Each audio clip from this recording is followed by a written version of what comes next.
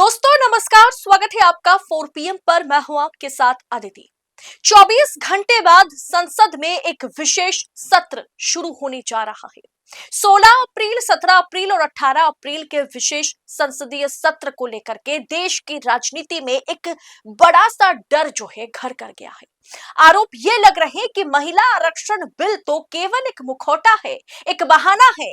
असली मकसद है लोकसभा की सीटों का ऐसा पुनर्गठन करना, डिलिमिटेशन करना, जिससे हिंदी पट्टी यानी काउबेल्ट में सीटों की बाढ़ आ जाए। जहां भारतीय जनता पार्टी काउबेल्ट को यानी अपना जो क्षेत्र है उसे इतना मजबूत बना ले कि दक्षिण वो जीते ना जीते उससे फर्क नहीं पड़ता। दक्षिण को कमजोर करके किस तरीके से उत्तरी भारत को, खास करके लोकसभा की सीटों को पॉलिटिकली मजबूत किया जा सके, इसकी पूरी कोशिश में सरकार लगी हुई है। आखिर क्यों दक्षिण भारत के मुख्यमंत्री बगावत पर उतारू हैं? क्यों मैंने कहा कि 4 ऐसे मुख्यमंत्री हैं दक्षिण भारत के जो मतलब छाती चौड़ी कर, सीना तान करके मोदी जी के आगे खड़े हैं।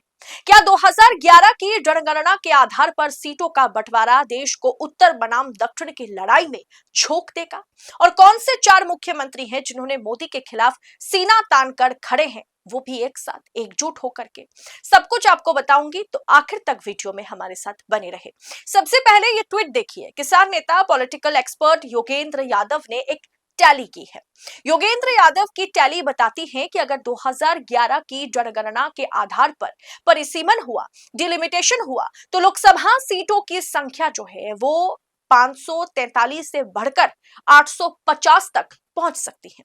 अब दोस्तों इसमें बिहार और यूपी, जैसे मैंने आपसे कहा ना कि काउ बेल्ट का दबदबा बढ़ेगा, हिंदी बेल्ट का दबदबा बढ़ेगा, ये बिहार और यूपी का दबदबा किस हद तक बढ़ सकता है उस आंकड़े पर नजर डालें। अकेले उत्तर प्रदेश में सीटें 80 से बढ़कर 138 और बिहार में 40 से बढ़कर 72 हो सकती है। राजस्थान, मध्य प्रदेश, गुजरात और बीजेपी के मजबूत गढ़ों में भी सीटों का जबरदस्त इजाफा होगा। वहीं दक्षिण का नुकसान है ना। और दोस्तों समझिए, अभी अभी नीतीश कुमार राज्यसभा पहुंचे हैं। अभी अभी उन्होंने बिहार की बागडोर जो है उसको बीजेपी के हाथ में सौंप दिया है।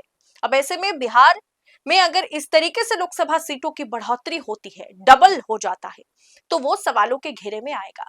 अब दक्षिण का नुकसान जिसे लेकर के कर्नाटक के सीएम सिद्धरमैया जो है वो गुस्सा जाहिर करते हुए नजर आ रहे हैं। 4 मुख्यमंत्री के बारे में बताया ना। एक है सीएम सिद्धरमैया, कर्नाटक के सीएम। इसके अलावा तमिलनाडु के सीएम स्टालिन, जिन्होंने कल मतलब एकदम धमाकेदार धमाकेदार तरीके से उन्होंने नरेंद्र मोदी की सरकार को, प्राइम मिनिस्टर नरेंद्र मोदी को आखिरी वार्निंग दी है।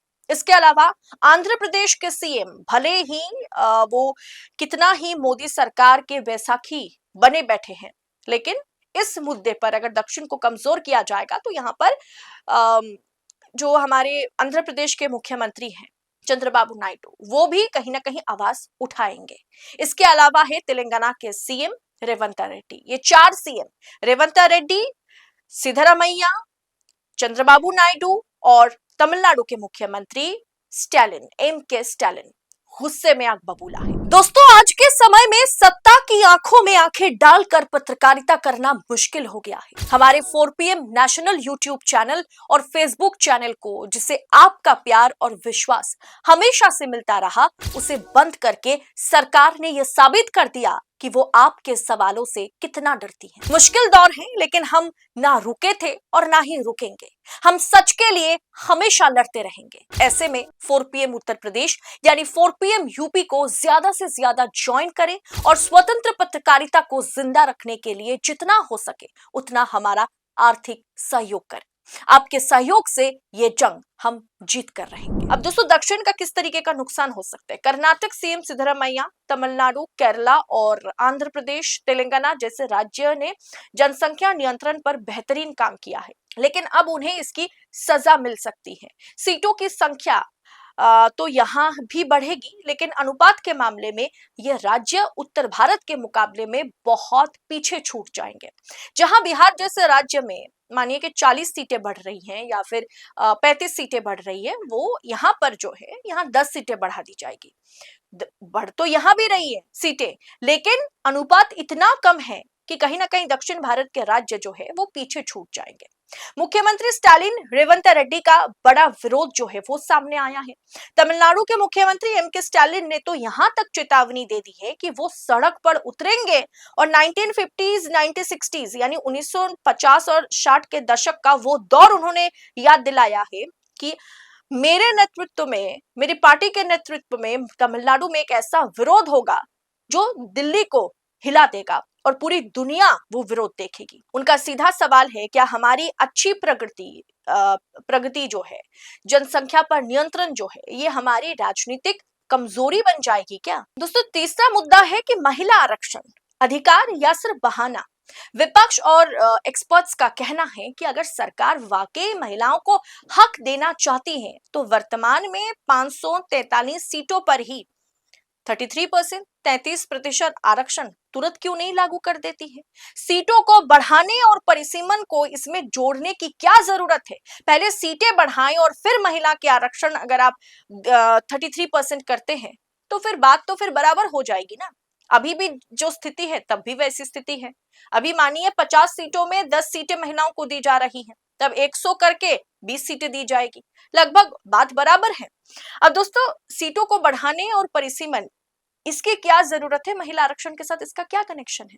सरकार 14 साल पुराने 2011 के आंकड़ों का इस्तेमाल क्यों कर रही है जबकि 2026 की जनगणना पास में ही है? अब दोस्तों, चंद्रबाबू नायडू पर भी एक सस्पेंस बना हुआ है। दिलचस्प बात यह है कि टीडीपी प्रमुख चंद्रबाबू नायडू ने विपक्षी दलों को पत्र लिखकर महिला आरक्षण का समर्थन तो मांगा है, लेकिन परिसीमन के मुद्दे पर उन्होंने चुप्पी साध रखी है। मैंने कल भी आपको बोला था कि हो सकता है नायडू मोदी जी के साथ सत्ता में है, उनके 16 सांसद मोदी जी को समर्थन करते हैं, लेकिन क्या नायडू अपने राज्य आंध्र प्रदेश की सीटों के नुकसान को नजरअंदाज कर देंगे या वे मोदी सरकार के लिए मुश्किलें खड़ी करेंगे? क्योंकि अभी नीतीश कुमार को देखकर सबको समझ में आ गया है कि मोदी या भारतीय जनता पार्टी के साथ या उनके जितना नजदीक आप चले जाएंगे उतना ही आपको सत्ता से हाथ धोने की नौबत आ जाएगी, उतनी जल्द। अब दोस्तों, सबका साथ सबका विकास पर भी सवाल है ना। वरिष्ठ पत्रकारों का ये मानना है, जितने भी बड़े बड़े पॉलिटिकल एनालिस्ट हैं उनका मानना है कि सत्ता की भूख में उत्तर बनाम दक्षिण की खाई को गहरा किया जा रहा है। दक्षिण भारत के राज्य ज्यादा जीएसटी और रेवेन्यू देते हैं, लेकिन संसद में उनका प्रतिनिधित्व, उनका रिप्रेजेंटेशन जो है वो 24% है। वो 24% से घटकर 20% हो सकता है ये परिसीमन के बाद। ये राष्ट्रवाद के जो समावेशी ढांचे है उसके लिए एक बहुत बड़ा खतरा है। यदि ये बिल पास हो गया तो भारत का राजनीतिक नक्शा हमेशा के लिए बदल जाएगा। फिर सरकारें सिर्फ हिंदी भाषी राज्य के दम पर ही बन सकेंगी, जिसमें भारतीय जनता पार्टी अच्छी खासी पकड़ रखती है और दक्षिण का महत्व कम हो जाएगा। क्या दिल्ली इस देखिए वोल्केनो जैसे मुद्दे को हवा देकर देश की एकता को खतरे में डाल रही है? इस पर आपकी राय क्या है? कमेंट बॉक्स में हमें बताइएगा जरूर। और इस पर आगामी 3 दिनों में क्या कुछ होता है संसद में, उस पर हमारी कड़ी नजर होगी। पल पल की खबरें हम आप तक पहुंचाएंगे। फिलहाल इस रिपोर्ट पर, इस विश्लेषण पर आपकी टीका टिप्पणी कमेंट बॉक्स में हमें जरूर बताएं और ऐसी तमाम खबरों को यूं ही पाने के लिए 4 PM न्यूज नेटवर्क के साथ बने रहे।